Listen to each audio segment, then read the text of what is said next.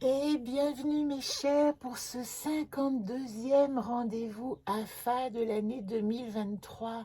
Le dernier, nous sommes exactement le jour de Noël, donc je vous souhaite évidemment un magnifique réveillon avec vos proches. Et si vous êtes seul, l'esprit de Noël peut aussi être en nous. Voilà, c'est un peu cubéni de dire ça, mais je pense sincèrement que c'est peut-être le moment ou jamais d'activer quelque chose de joyeux, de gratitude. Et je ne saurais que vous encourager à commencer à faire votre carnet de gratitude pour 2024, c'est-à-dire à écrire tous les jours au moins 3 merci de votre journée.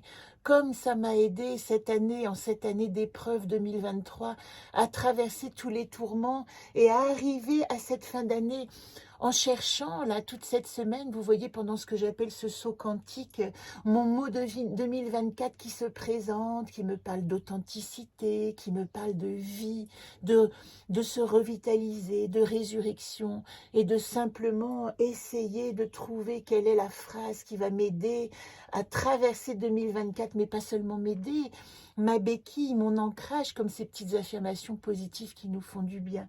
Et vous verrez que si vous coloriez votre jeu, dans la carte encore qui nous dit « je ne peux pas », et c'est intéressant parce que c'est la carte que nous allons étudier aujourd'hui pour notre bilan avec la gardienne. Alors je vous montre plutôt ça. Vous voyez, nous sommes arrivés ici à la gardienne de Mars. Donc Prigo plus Voyate, c'est celle, et je vais vous montrer tout de suite les anacartes informées, c'est celle qui nous parle de la vérité vraiment de notre être, de comment aller sonder la vérité. Mais comme elle est aussi exactement à l'est, elle va nous parler avec encore de faire le bilan de ce que je peux.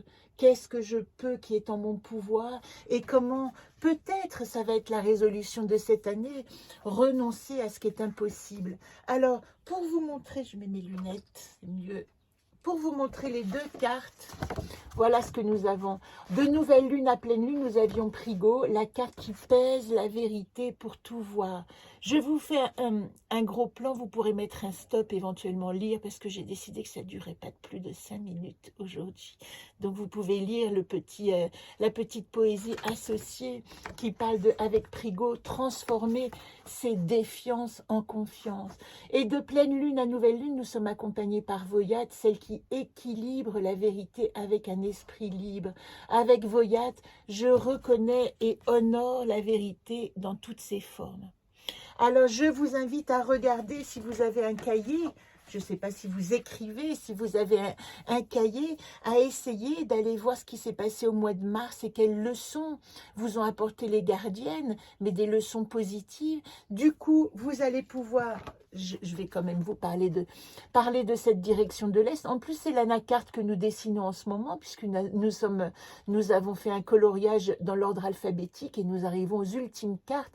La prochaine, ce sera Later, et Later, elle est associée aussi à la direction du Nord. Mais en attendant, regardez, encore, elle nous dit, terme du premier trimestre, évaluer mes potentialités dans ce cycle.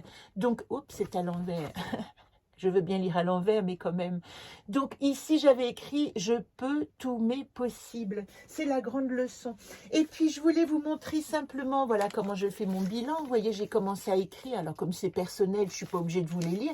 Mais je peux quand même vous dire ce que j'ai écrit aujourd'hui par rapport à la gardienne de la vérité. Ça vous donnera peut-être une idée, puisque en mars, c'est en mars que j'ai fait la première biopsie et que j'ai appris ce cancer. J'ai mis « Je laisse les mensonges que je me raconte sur moi et fais place face à la vérité de mon être ».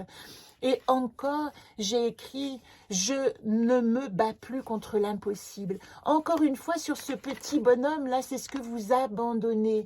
Après, vous avez votre cahier personnel où vous allez écrire ce que vous avez gardé et comment Yule, ces 12 jours de Yule, vous savez qu'on en parle encore, hein, nous en sommes au 6e jour de Yule, qui nous parle aujourd'hui de persévérance. Alors, comment est-ce que vous allez pouvoir activer la persévérance cette année en abandonnant ce dont vous ne voulez plus de vos mensonges, ce dont vous ne voulez plus des impossibles et sur quoi vous allez pouvoir concentrer votre persévérance.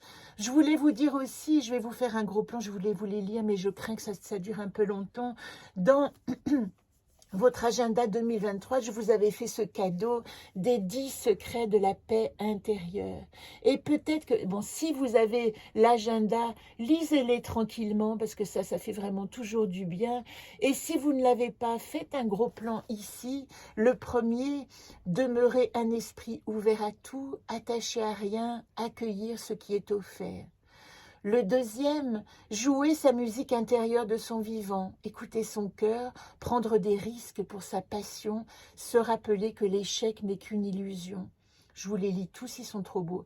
Le troisième, je ne peux donner ce que je ne possède pas. Je peux changer ce que je n'aime pas en moi, m'aimer moi-même assez pour me respecter et trouver mon but. 4.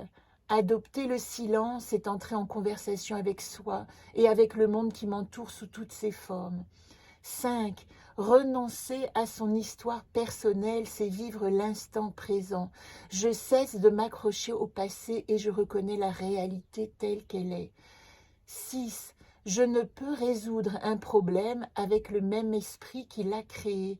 J'accepte le monde tel qu'il est et les liens qui m'unissent à chaque être vivant et j'agis en conséquence. 7. Il n'y a pas de ressentiment injustifié. J'accepte l'opinion des autres, quelle qu'elle soit, et je pardonne à ceux dont je pense qu'ils m'ont offensé. Et je rajouterai, je demande le pardon à ceux qui pensent que je les ai offensés. C'est important aussi, car il n'y a pas de ressentiment injustifié. 8. Je me traite comme la personne que j'aimerais être, en laissant partout place à l'inspiration pour me réaliser. 9. Je chéris le divin en moi, car je suis le créateur de ma vie et du monde qui m'entoure.